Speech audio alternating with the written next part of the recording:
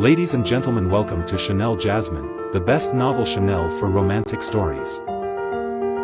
Hai guys, selamat datang di channel Jasmine, channel terbaik untuk menyimak novel-novel romantis. Mohon dukung channel ini dengan subscribe, like dan share video-video yang ada di channel ini. Terima kasih.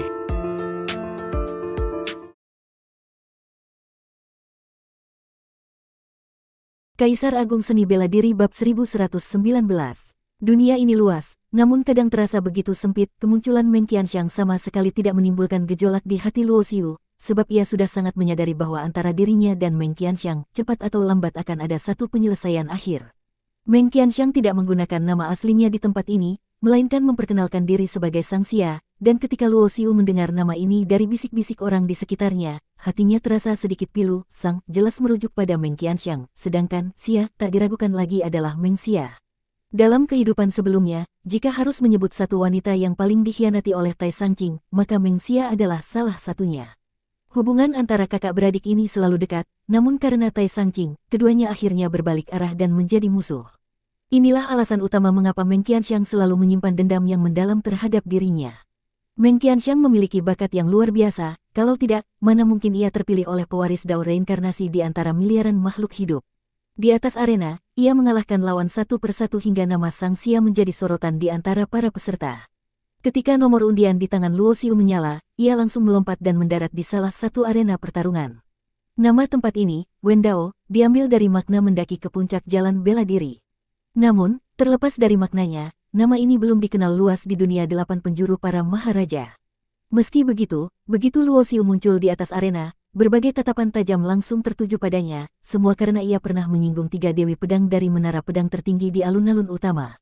Tak lama kemudian, lawannya muncul seorang pria buruk rupa dengan beberapa tahi lalat hitam di wajahnya.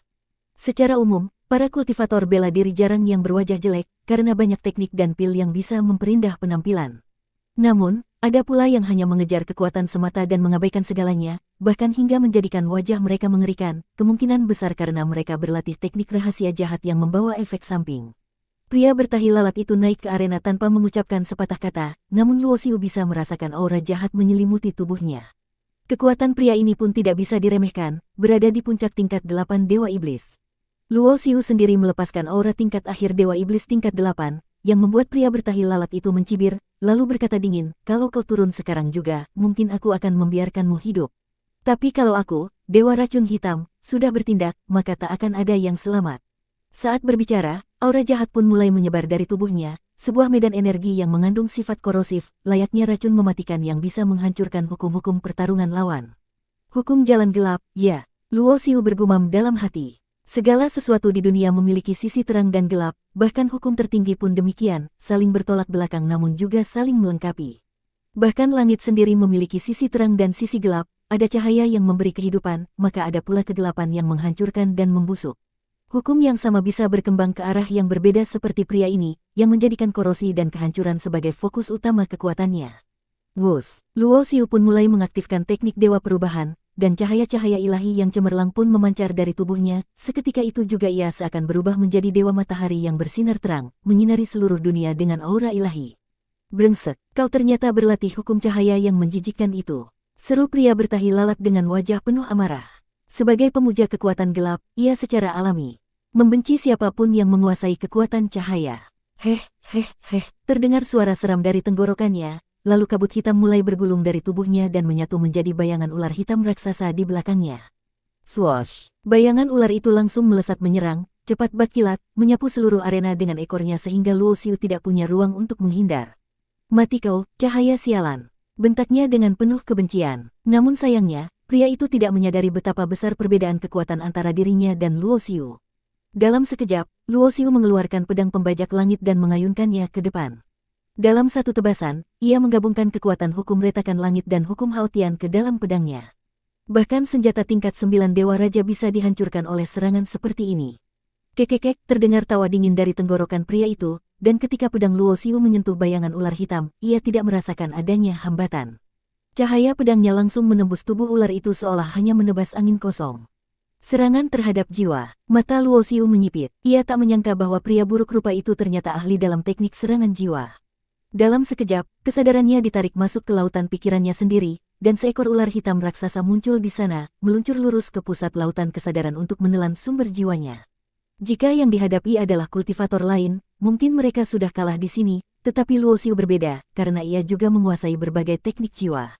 Di pusat lautan kesadaran, roh suci Luo Xiu menampakkan senyum dingin yang nyaris manusiawi. Di tangannya, ia memainkan sebuah manik-manik berwarna hitam dan putih. Itulah harta karun yang mengubah nasib hidupnya di kehidupan ini, manik kehidupan dan kematian. Boom! Dalam lautan kesadaran yang samar seperti kekacauan purba, terdengar ledakan keras saat kepala seekor ular hitam raksasa menerobos kabut tebal dan langsung mengarah menggigit sosok roh suci berbentuk manusia milik Luo Xiu. Namun, di saat yang sama, roh suci itu melemparkan manik kehidupan dan kematian dari tangannya, lalu membentuk segel dengan kedua tangan dalam sekejap. Cakram kehidupan dan kematian ilahi. Itulah teknik ilahi yang diciptakan Luo Xiu dengan meramu dao reinkarnasi, dan ia telah berhasil mengintegrasikan teknik tersebut ke dalam ilmu serangan jiwa. Manik itu terus membesar, berubah menjadi roda raksasa dengan kutub hidup dan mati yang berputar bersilangan, menggiling segala sesuatu yang disentuhnya hingga lenyap.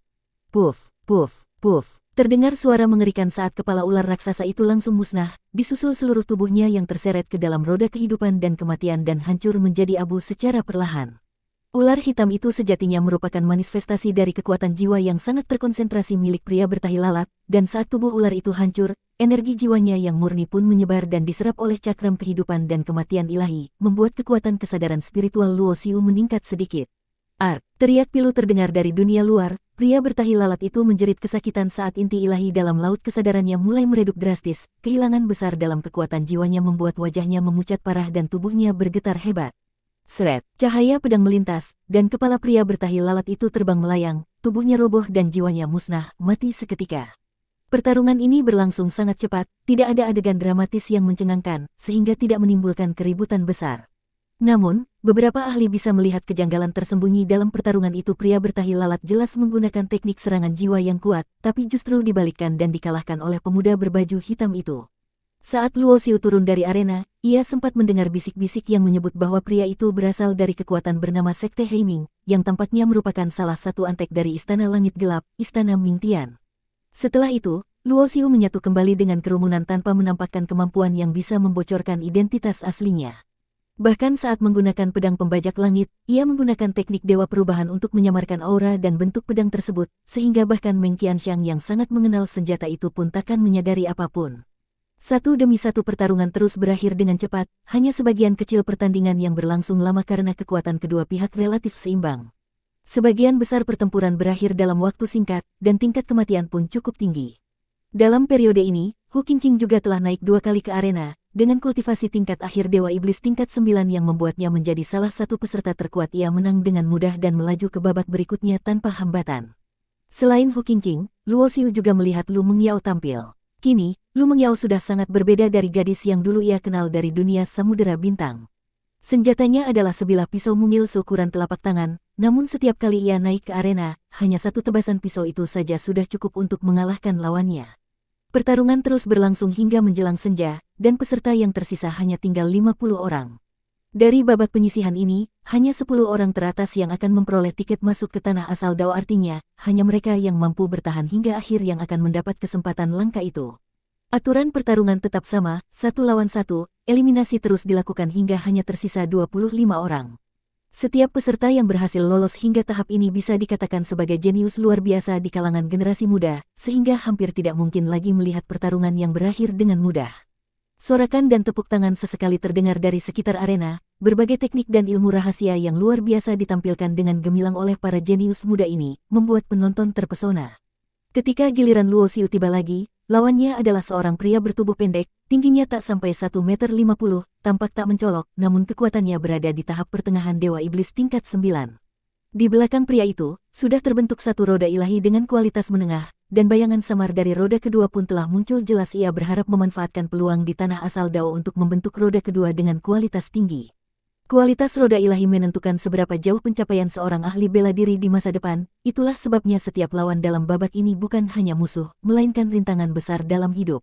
Begitu keduanya naik ke arena, tak satu kata pun diucapkan. Pria pendek itulah yang pertama menyerang, dan dalam sekejap, ratusan pancaran cahaya ilahi melesat mengelilingi arena.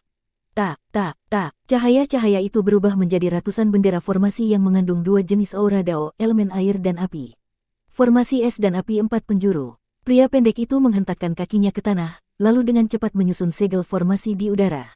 Dalam sekejap, ledakan api yang mengerikan membentuk naga-naga menyala, sementara kekuatan hukum es menciptakan burung phoenix dari kristal es yang murni. Air dan api adalah dua elemen yang berlawanan, dan ketika keduanya saling bertabrakan dan saling menolak, akan tercipta daya ledak yang jauh lebih kuat daripada kekuatan gabungan kedua elemen itu sendiri. Ledakan dahsyat dan dentuman keras langsung menyelimuti Luo Xiu, membuat banyak penonton berteriak. Kaget tidak ada yang menyangka bahwa formasi itu memiliki kekuatan sehebat ini, bahkan seorang dewa raja tingkat 9 sekalipun mungkin tak bisa selamat dari ledakan tersebut. Jadi beginilah kekuatan gabungan dua hukum. Secara individual, elemen air dan api tak begitu hebat, tapi saat keduanya saling bertentangan dan bertabrakan, kekuatannya benar-benar luar biasa. Banyak yang tahu prinsip ini, tapi hanya sedikit yang benar-benar bisa mewujudkannya.